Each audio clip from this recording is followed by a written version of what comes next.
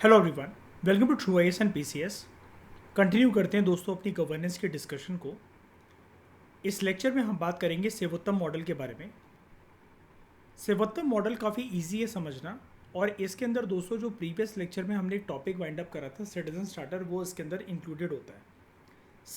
Sevottam model basically क्या है, जो सरकारी विभाग हैं अलग अलग हमारे देश के अंदर, गवर्नमेंट की मिनिस्ट्री से जुड़े हुए जो डिपार्टमेंट हैं, उनके लिए एक प्रकार से एक गाइडिंग प्रिंसिपल का एक गाइडिंग लाइन की तरह काम करता है, एक गाइडलाइन की तरह काम करता है, एक गाइडिंग लाइट है सेवोत्तम मॉडल। ये मॉडल जो भी सरकारी विभाग अपनाते हैं उनको एक तरीके से सम्मानित भी करा जाता है, उनको प्रेस करा जाता है इस चीज़ के लिए एक सर्टिफिकेशन स्कीम के साथ, जिसको ब्यूरो ऑफ इंडियन स्टैंडर्ड एक सर्टिफिकेट देकर सम्मानित करता है उन सरकारी विभागों को।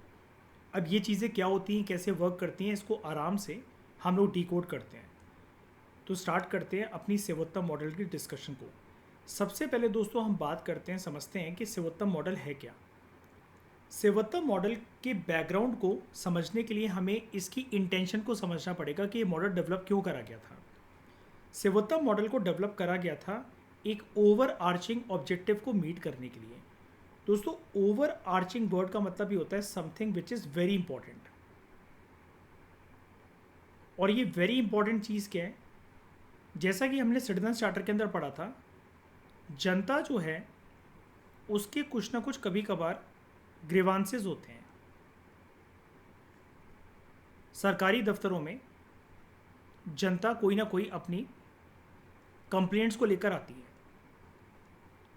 अब जनता को ये चाहिए कि उनकी जो भी कंप्लेंट्स हैं उनको अपने ग्रीवांसेस का रिड्रेसल मिले, यानी कि एक प्रकार से हम कह सकते हैं उनको सॉल्यूशन मिले उनकी कंप्लेंट्स का। और उसका सॉल्यूशन देने के लिए हर एक सरकारी विभाग के पास एक मैकेनिज़्म होना चाहिए, वहाँ पर कोई ना कोई एजेंसी होनी चाहिए। जो ऑर्गेनाइजेशन है या जो सरकारी इंस्टीट्यूशन है, वहाँ पर कुछ लोग ज़रूर ऐसे होने चाहिए जो कि जनता की समाधान जो है, जो समस्या है उनकी, उनका निवारण कर सकें। तो ये पब्लिक सर्विस डिलीवरी एजेंट्स होते हैं। तो इसके लिए हम जो कॉमन वर्ड यूज़ करते हैं वो हम क्या बोलते हैं, ग्रीवांस रिड्रेसल मैकेनिज़म्स, जो कि हर एक गवर्नमेंट डिपार्टमेंट्स के लिए अनिवार्य होते हैं अगर हमें मीनिंगफुल बनाना है डेमोक्रेसी के, लोकतांत्रिक व्यवस्था के कॉन्सेप्ट को। तो ये चीज़ें ज़रूरी हैं। इसी ऑब्जेक्टिव को मीट करने के लिए सेवोत्तम मॉडल जो है हमारे देश में डेवलप करा गया था on the basis of the recommendations of second ARC, उसकी 12वीं रिपोर्ट के अंदर। यहाँ पर ये चीज़ दे रखी है। ये सेवोत्तम मॉडल का जो आइडिया है ये सजेस्ट करा गया था by second ARC administrative reforms commission की रिपोर्ट, जो उसकी 12वीं रिपोर्ट थी। ठीक है, और इसकी 12th रिपोर्ट का नाम जो है वो ज़रूर आप कोड कर आना अगर सेवोत्तम मॉडल के ऊपर क्वेश्चन आता है मेंस के अंदर। 12वीं रिपोर्ट का इसका नाम था सिटीजन सेंट्रिक एडमिनिस्ट्रेशन, यानी कि देश के अंदर जो भी लोकतांत्रिक व्यवस्था जो चलती है और उसका पूरा का पूरा जो एडमिनिस्ट्रेटिव सिस्टम है वो इर्द गिर्द सिटीजन्स के इर्द गिर्द ही घूमना चाहिए। क्योंकि कंप्लेंट्स जो होंगी जितनी ज़्यादा देश में कम होंगी उतने अच्छे से गवर्नेंस जो है वो स्मूथ फ्लो के साथ चल पाएगा। कंप्लेंट्स जितनी ज़्यादा होंगी तो गवर्नेंस का ढांचा उतना ही ज़्यादा कमज़ोर हो जाता है, और सरकारी एडमिनिस्ट्रेशन जो है उसको फिर गालियाँ पड़ती हैं, और कहीं ना कहीं वो ऐसा प्रतीत होता है जनता को, ऐसा अपीयर होता है कि वो सिस्टम कुछ भी नहीं है। थ्योरेटिकल फ्रेमवर्क तो उसका बहुत अच्छा है, लेकिन प्रैक्टिकल इम्प्लीमेंटेशन के अंतर्गत वो पूरा का पूरा जो सरकारी सिस्टम है वो पैरालिसिस से जूझ रहा है। तो ये सब चीज़ें ना हो, इसके लिए सेवोत्तम मॉडल को डिज़ाइन करा गया था एक very important over arching objective को मीट करने के लिए, कि जनता तक जो भी पब्लिक सर्विस डिलीवरी मैकेनिज्म जो पहुंचाया जाता है उसकी क्वालिटी को इम्प्रूव करा जा सके। हमारे देश के अंदर अलग अलग सरकारी विभागों के अंदर जो भी सर्विसेज हैं, जनता अगर उन सर्विसेज को प्राप्त करने आई हुई है तो वो पब्लिक सर्विस डिलीवरी मैकेनिज़्म और ज़्यादा इम्प्रूव हो, लोगों को लंबी लंबी कतारों के अंदर ना लगना पड़े, उनका टाइम वेस्ट ना हो, उनका पैसा ना लगे। वो कंप्लेंट कर रहे हैं तो ऐसा नहीं कि वो कंप्लेंट जो है वो ठंडे बस्ते के अंदर चली गई, हर एक चीज़ का एक प्रॉपर टाइम मैनेजमेंट से सॉल्यूशन मिलना चाहिए जनता को। तो यहाँ पर दो कीवर्ड्स इंपॉर्टेंट हो जाते हैं हमें समझने के लिए। सेवोत्तम मॉडल को अगर हम तोड़ें तो दो कीवर्ड्स निकल कर आते हैं, एक है वर्ड सेवा और एक है उत्तम। कॉम्बिनेशन में इसको बोला जाता है सेवोत्तम। सेवा का दोस्तों यहाँ पर मतलब है सर्विसेज और उत्तम का मतलब है एक्सीलेंस। यानी कि जो सर्विस डिलीवरी मैकेनिज्म है उसके अंदर कहीं ना कहीं एक एक्सीलेंस दिखना चाहिए। एक्सीलेंस का यहाँ पर ये मतलब है कि सर्विस डिलीवरी के अंदर, सर्विस डिलीवरी मैकेनिज्म के अंदर कुछ स्टैंडर्ड्स हमें दिखने चाहिए और वो स्टैंडर्ड्स जैसे जैसे समय और वक्त बदलेगा, देश के हालात बदलेंगे, जनरेशन बाय जनरेशन माहौल बदलेगा, तो वो स्टैंडर्ड्स को अपग्रेड कर कर हमें पब्लिक सर्विस डिलीवरी मैकेनिज्म्स को और ज़्यादा स्ट्रेंथन करना है और ज़्यादा स्मूथ करना है। फॉर एग्जांपल, सरकार ने वेरियस सरकारी डिपार्टमेंट्स के लिए जनता को कहने को टोल फ्री नंबर्स जो होते हैं वो प्रोवाइड कर रखे हैं, लेकिन बहुत बार इनकी कॉल को पिक करने वाला कोई भी सामने पर्सन अवेलेबल नहीं होता है। आप जिस भी टाइम पर वहाँ पर कॉल करो तो ये शो करता है कि सर्विस डिलीवरी मैकेनिज्म काफ़ी पुअर है सरकारी विभागों का। या फिर अगर आपने कोई मेल करा और आपकी जो कंप्लेंट है एक नंबर को डायल करने के बाद अगर वो रजिस्टर हो भी गई है या एक मेल लिखने के बाद रजिस्टर हो भी गई है, लेकिन आपको अपडेट नहीं मिल रहा है उसके ऊपर कि आगे क्या चल रहा है, या फिर आपकी बात को टाला जा रहा है और आपको ऐसा प्रतीत हो रहा है कि जो सरकारी विभाग के अंदर काम करे जो सरकारी कर्मचारी हैं उन्होंने जिसके खिलाफ आपने कंप्लेंट करी थी उससे पैसा खा लिया है और बात को दबा दिया है, या वो चुप्पी साध कर बैठ गए हैं, कोई भी एक्शन नहीं ले रहे हैं, तो जनता बहुत परेशान हो जाती है। एक आम आदमी को ये लगता है कि मैं किसके पास जाऊं, कहाँ जाकर कंप्लेंट करूं, क्या मेरा पैसा खर्च करना कोर्ट वगैरह में जाकर सही है कि नहीं है। और फिर जनता को ये लगता है कि सरकार जो है या सरकारी विभाग जो है वो कुछ भी नहीं करते हैं, वो सिर्फ रिलैक्स करते हैं। जब भी इनके पास जाओ तो इनका लंच ब्रेक चल रहा होता है या फिर हमारी कंप्लेंट को सुनने वाला कोई होता नहीं है। और सरकारी कर्मचारियों को घमंड इस बात का होता है, तो घमंड इस बात का होता है कि हमारा कोई कर ही क्या लेगा, हम तो सरकारी अधिकारी हैं, हमारे पास तो परमानेंट नौकरी है, हमारा कोई कुछ नहीं कर सकता, पूरा सिस्टम हमारे कंट्रोल में है और जिसके कंट्रोल में है वो सिस्टम, हम उस सिस्टम का पार्ट है। ये सब चीज़ें जनता को एक फीलिंग की तरफ लेकर जाती है और वो है होपलेसनेस वाली फीलिंग। होपलेसनेस की फीलिंग जब भी गवर्नेंस के अंदर किसी भी देश के अंदर देखी जाती है तो लोगों का जो ट्रस्ट होता है, जो विश्वास होता है सरकार की तरफ, सरकारी अधिकारियों की तरफ, वो हटने लग जाता है। और कहीं ना कहीं जो सरकारी ऑर्गन्स होते हैं और सबसे बड़ा जो एक ऑर्गन है आपके डिस्प्यूट को रिजॉल्व करने के लिए, जहाँ पर आप एंड पॉइंट पर जाकर कंप्लेन कर सकते हो, जुडिशरी, क्योंकि उसके साथ बहुत ज़्यादा जो टाइम फैक्टर है वो जुड़ा होता है और आप एक सरकारी वकील या किसी भी वकील को हायर करोगे तो उसके साथ कॉस्ट जुड़ी होती है और जनता के पास ना ही इतना समय है ना ही इतना पैसा है व्यर्थ करने के लिए। तो लोग जो हैं फिर आंखें मीच कर, आंखें मूंद कर उससे बैकआउट कर जाते हैं किसी भी कंप्लेंट को रजिस्टर करवाने से, फाइल करने के लिए या फिर कोर्ट में केस वगैरह लड़ने के लिए। अल्टीमेटली इसकी वजह से क्या होता है कि डेमोक्रेसी एक ऐसी प्रतीत होती है हमें, लोकतांत्रिक व्यवस्था जो कि बेस्ट मॉडल माना जाता है कंटेम्प्रेरी दुनिया के अंदर, वेरियस देशों के अंदर, वो हमें वीक लगने लग जाता है। And this is not at all good for the governance of a country, specially वो कंट्री जहाँ पर पार्लियामेंट्री डेमोक्रेसी का सिस्टम है लाइक इंडिया।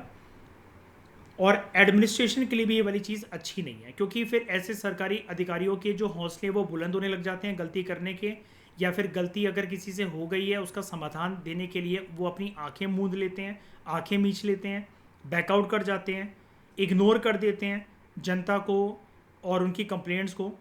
और ऐसी आदत फिर सरकारी विभागों के अंदर आमतौर पर कॉमन हो जाती है, देखी जाती है। आमतौर पर वो एक ऐसी चीज़ हो जाती है कि उनका एक रेगुलर नेचर हो जाता है।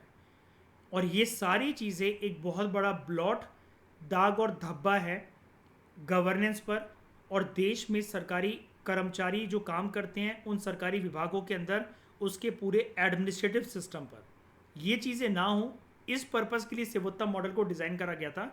तो सिटीजन चार्टर के अंदर भी हमने यही सब कॉमन बातें पढ़ी थी, लेकिन सिटीजन चार्टर इसी सेवोत्तम मॉडल का पार्ट है। इसके 3 पिलर्स होते हैं, ठीक है।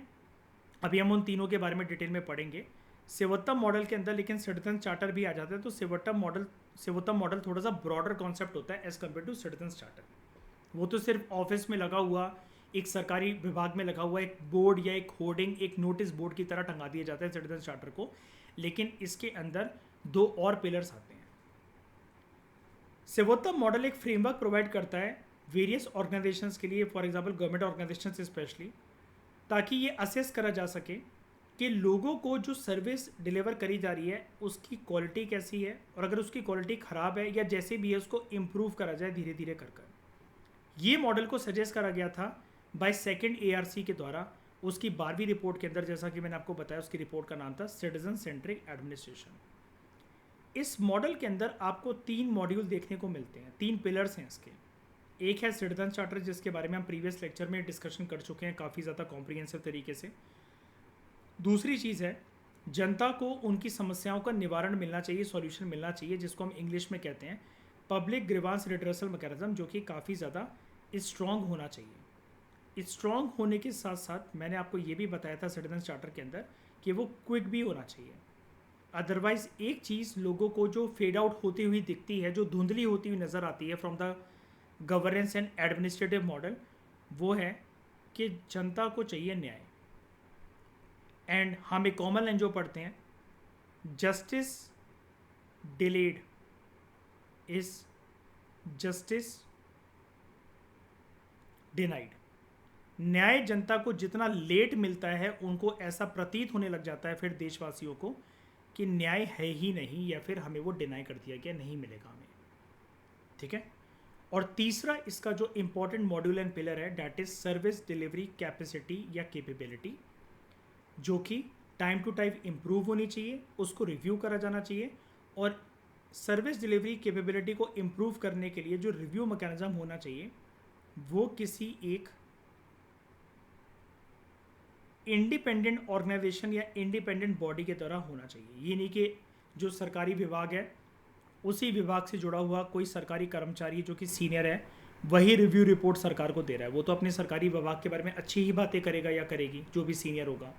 तो इसका इंडिपेंडेंट रिव्यू मैकेनिज्म होना चाहिए, जिससे हम सर्विस डिलीवरी कैपेबिलिटी को और ज़्यादा इन्हेंस कर पाएँ, स्ट्रॉन्ग बना पाएँ, उसका स्टैंडर्ड सेट कर सकें, उसको जल्दी जल्दी डिलीवर करवा सकें, ताकि जनता को कभी भी ऐसा प्रतीत ना हो कि न्याय हमें देरी से मिल रहा है, तो वो देरी से न्याय का मिलना न्याय ना मिलने के बराबर है। ठीक है। तो इसके सिटीजन चार्टर के जो इंपॉर्टेंट पैरामीटर हैं कि सिटीजन चार्टर इंप्लीमेंट होना चाहिए, उसको मॉनिटर करना चाहिए, उसको रिव्यू करना चाहिए bye independent authority. Service delivery mechanisms के अंदर बातें आती हैं कि सर्विस डिलीवरी किसके लिए, कस्टमर्स के लिए। जो काम कर रहे हैं वहाँ पर सरकारी विभाग के अंदर जो एम्प्लॉयज़ हैं वो अच्छे से सर्विस डिलीवरी मैकेनिज्म्स की अपनी ड्यूटी को निभाएं, उसके लिए एडिक्वेट इंफ्रास्ट्रक्चर होना चाहिए। और आज के समय में जो एक नया एडिक्वेट इंफ्रास्ट्रक्चर है सर्विस डिलीवरी को लेकर वो है ई-गवर्नेंस मॉडल ऑफ गवर्नमेंट।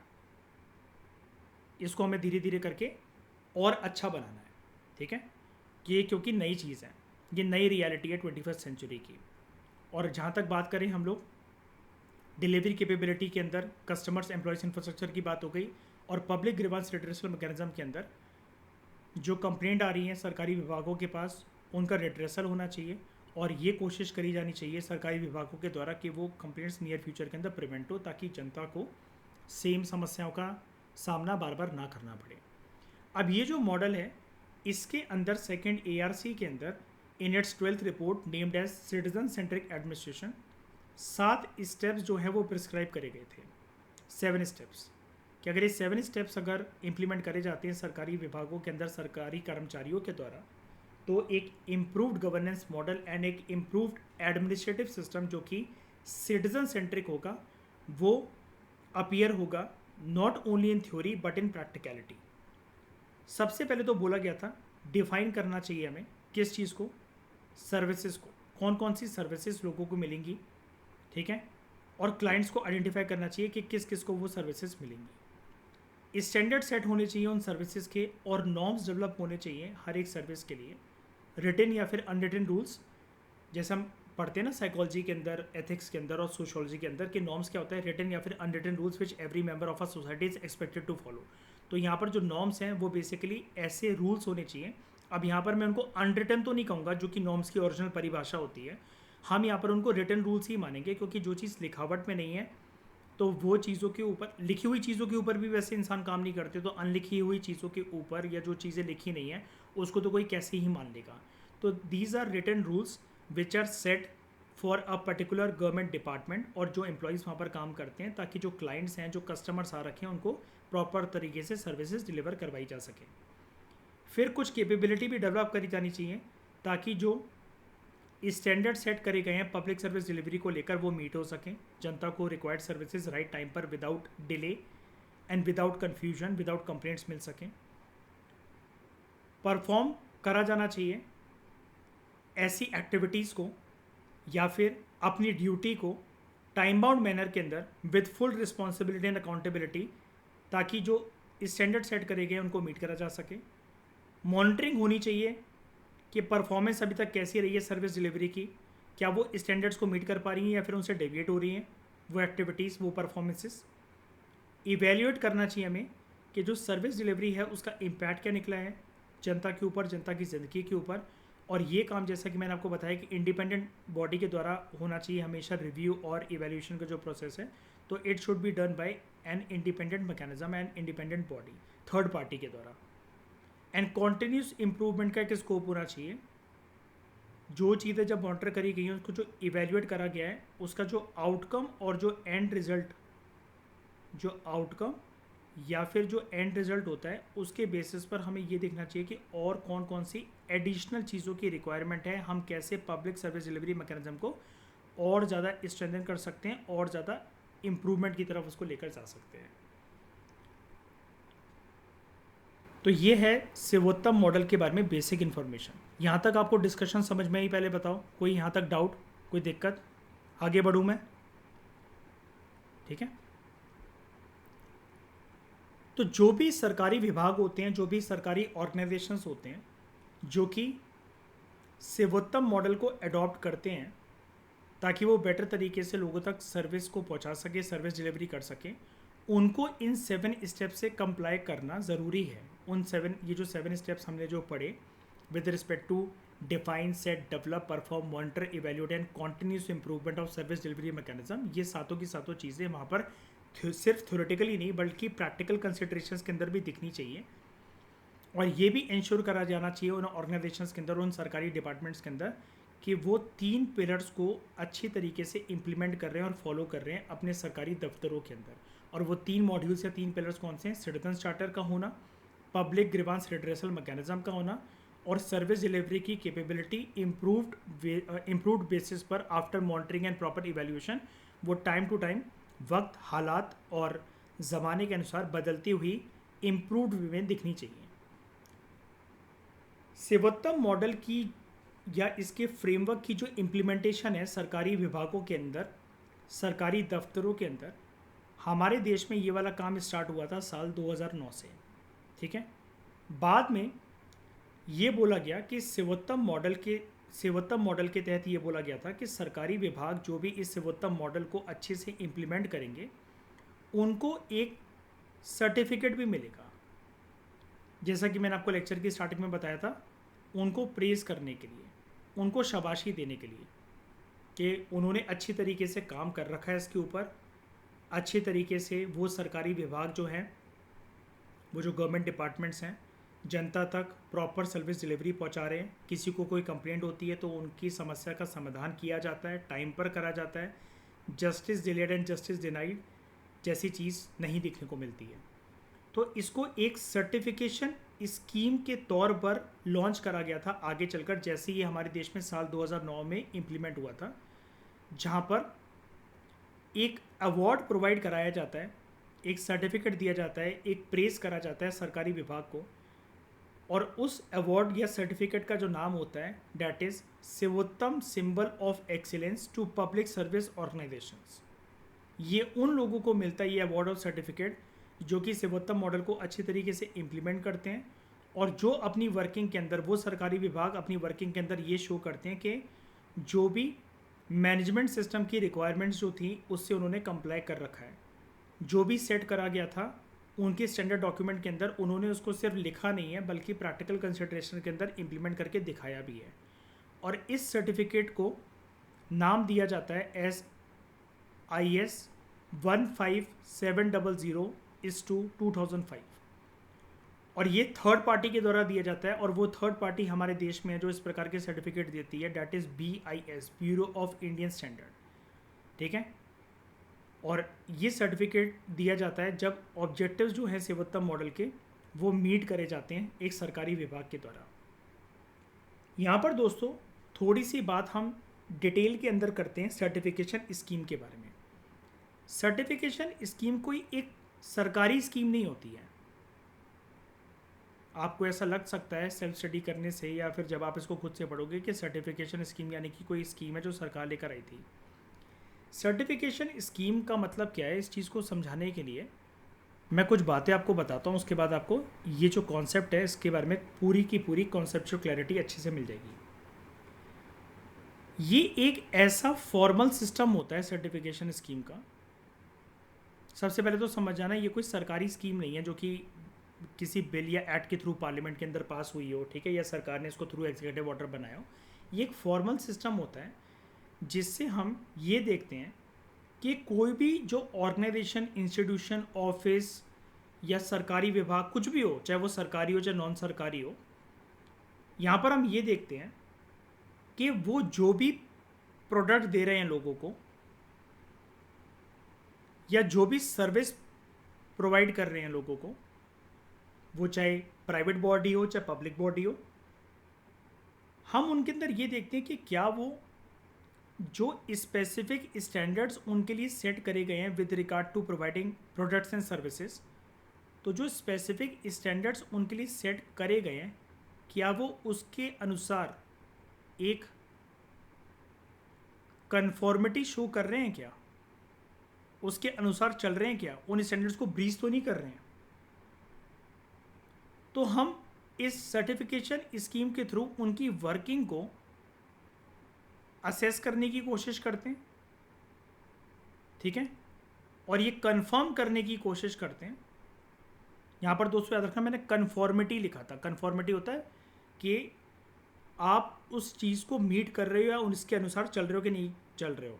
और जो कन्फर्म वर्ड है डैट इज़ अबाउट कन्फर्मेशन, आप उसकी पुष्टि कर रहे हो, ठीक है। और पुष्टि या फिर असेसमेंट यहाँ पर किस चीज़ की करी जाती है कि जो भी प्रोडक्ट या सर्विस जनता तक पहुँच रहे हैं उसकी स्पेसिफिक स्टैंडर्ड्स मीट हो रहे हैं कि नहीं हो रहे हैं। और वो स्पेसिफिक स्टैंडर्ड्स किस किस फॉर्मेट के अंदर देखे जाते हैं कि क्वालिटी क्या है उस सर्विस की या फिर उस प्रोडक्ट की, सेफ्टी स्टैंडर्ड्स जो हैं वो कैसे हैं, या फिर उस सर्विस की, उस प्रोडक्ट की जो परफॉर्मेंस है वो कैसी है। और ये वाला काम हमेशा जो होता है सर्टिफिकेशन स्कीम के तहत, ये सर्टिफिकेट तो मिलेगा, एक अवार्ड तो मिलेगा, तो ये वाला काम हमेशा एक थर्ड पार्टी के द्वारा करवाया जाता है जो कि एक इंडिपेंडेंट रिव्यू मैकेनिज्म करने वाली एक बॉडी होती है या कोई ऑर्गेनाइजेशन या कोई इंस्टीट्यूशन होता है। भारत के अंदर ये सर्टिफिकेशन जो स्कीम्स हैं अलग अलग प्रोडक्ट सिस्टम्स के लिए ये इशू करता है BIS, bureau of Indian standard. और इसके अलावा अगर हम पर्टिकुलरली बात करें इलेक्ट्रॉनिक्स या फिर IT वाली जो चीज़ें होती है, इंफॉर्मेशन टेक्नोलॉजी, इलेक्ट्रॉनिक्स वाली जो सर्विसेज एंड प्रोडक्ट्स होते हैं, इसके लिए हमारे देश में जो सर्टिफिकेट इशू करे जाते हैं उनको बोला जाता है STQC स्कीम्स। बाकी काम सर्टिफिकेशन स्कीम के तहत हमारे देश में करता है BIS। तो ये वाला अगर आप सेवोत्तम मॉडल का एक थर्ड पार्टी के द्वारा इंडिपेंडेंट रिव्यू मैकेनिज्म अगर देखोगे और जो सर्टिफिकेट इनको देगा उस सरकारी विभाग को, उस सरकारी डिपार्टमेंट को, वो कौन देता है? वो देता है BIS, bureau of Indian standard. और उसका नाम क्या है उस अवार्ड का या उस सर्टिफिकेट का? Sevottam symbol of excellence to public service organisations. और ये क्या मार्क कर दिया जाता है? ये दिया जाता है SIS 700:2005।